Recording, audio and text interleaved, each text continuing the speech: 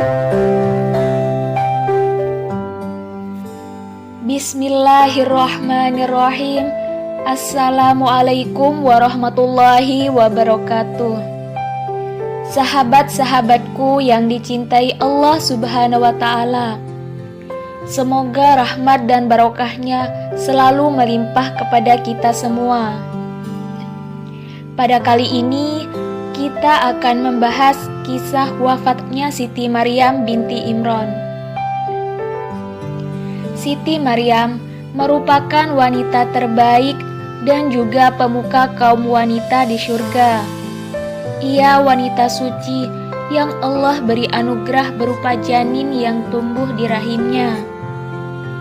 Beliaulah ibunda tercinta dari Nabiullah Isa alaihissalam. Tapi apakah kalian tahu bagaimana akhir hidup beliau di saat malaikat maut datang menjemput? Dan bagaimana perasaan Nabi Isa ketika ibunda tercinta sudah wafat di luar kehadirannya? Namun sebelum lanjut, silahkan tekan tombol like, komen, dan subscribe untuk mendukung channel ini supaya terus berkembang. Kalau sudah, mari kita lanjutkan.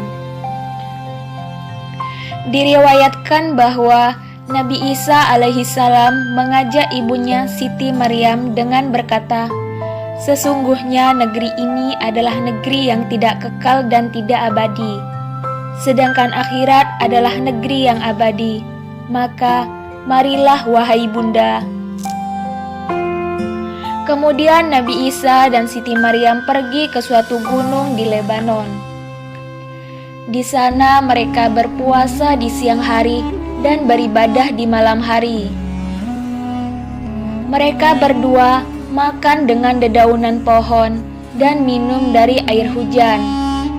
Demikianlah mereka bertahan hingga lamanya. Pada suatu hari, turunlah Nabi Isa alaihissalam meninggalkan ibunya sendirian untuk mencari dedaunan guna buka puasa. Tatkala Nabi Isa turun, datanglah malaikat maut menghampiri Siti Maryam seraya berkata, "Salam sejahtera bagimu, hai Maryam yang tekun berpuasa di siang hari dan beribadah di malam hari." Lalu Siti Maryam berkata, "Siapakah engkau? Sungguh bulu romaku berdiri mendengar suaramu, dan terbang akalku melihat rupamu. Akulah makhluk yang tidak menaruh belas kasihan kepada yang kecil karena kecilnya, dan tidak menghormat kepada yang besar karena besarnya.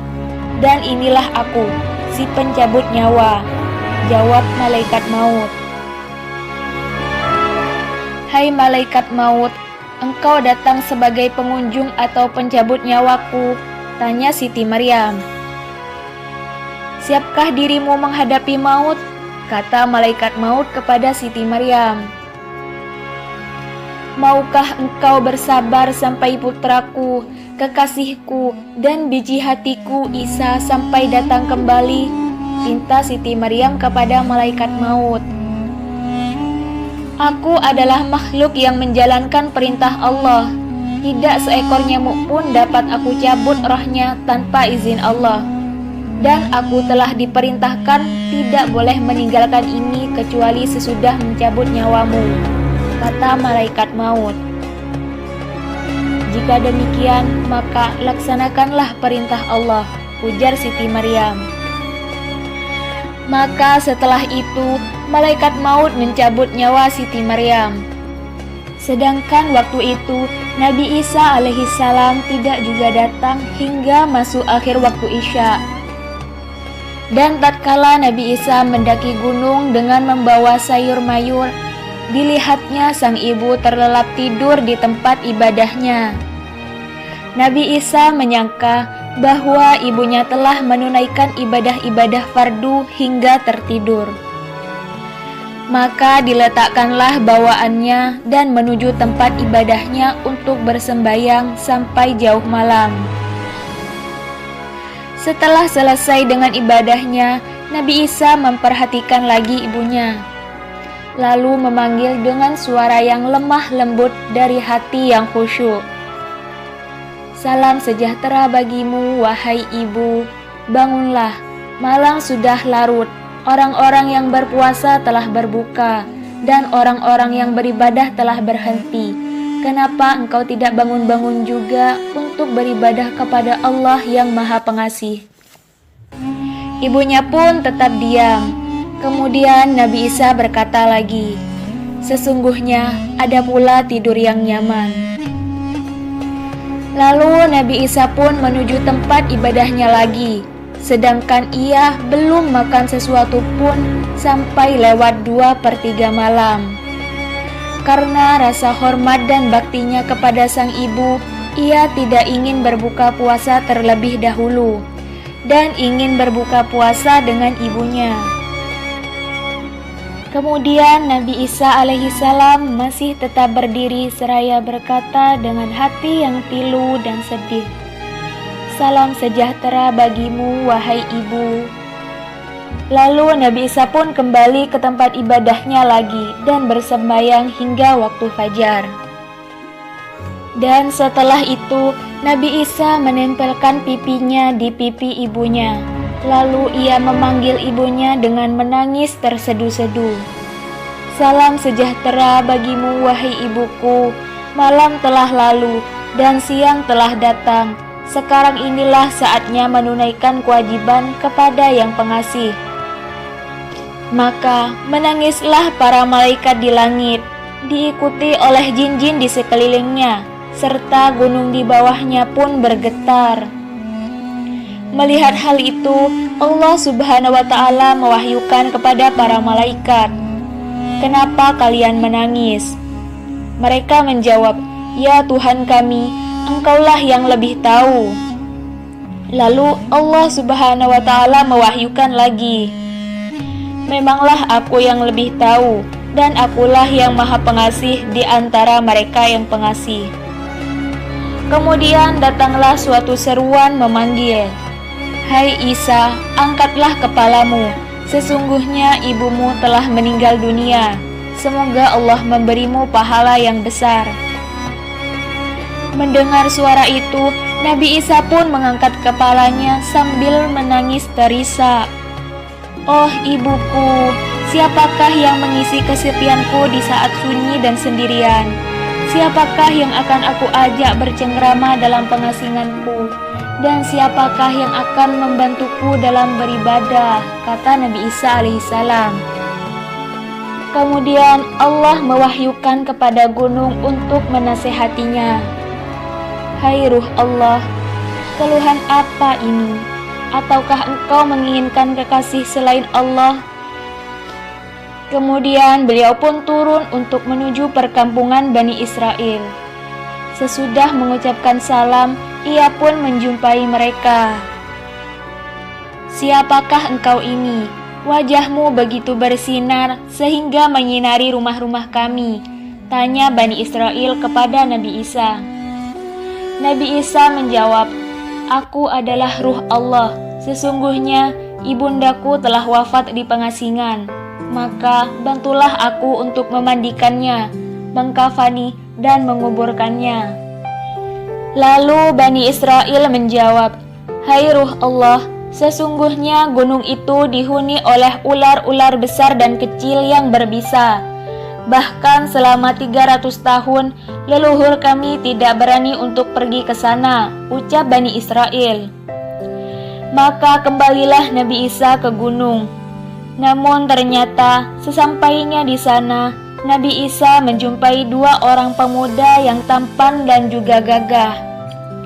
Maka Nabi Isa alaihissalam memberi salam kepada mereka berdua, dan mereka pun menjawab salamnya. Kemudian Nabi Isa berkata, sesungguhnya ibuku telah meninggal dunia di pengasingan gunung. Bantulah aku mempersiapkan pemakaman beliau. Lalu salah satu dari kedua orang itu berkata kepada Nabi Isa alaihissalam, aku adalah malaikat Jibril dan ini adalah malaikat Mikail. Ini minyak pengawet dan kain kafan dari Tuhanmu. Sesungguhnya sekarang ini bidadari dari surga telah memandikan dan mengkafani ibumu. Sementara itu, malaikat Jibril menggali tempat kuburan di puncak gunung. Lalu mereka menguburkan Siti Maryam di sana setelah mereka mensolatinya. Kemudian Nabi Isa alaihissalam bermunajat kepada Tuhannya.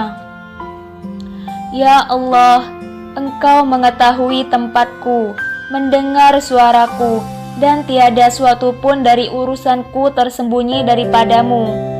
Ibuku telah meninggal dunia di luar kehadiranku, maka izinkanlah ya Allah ibuku berbicara padaku dari dalam kuburnya.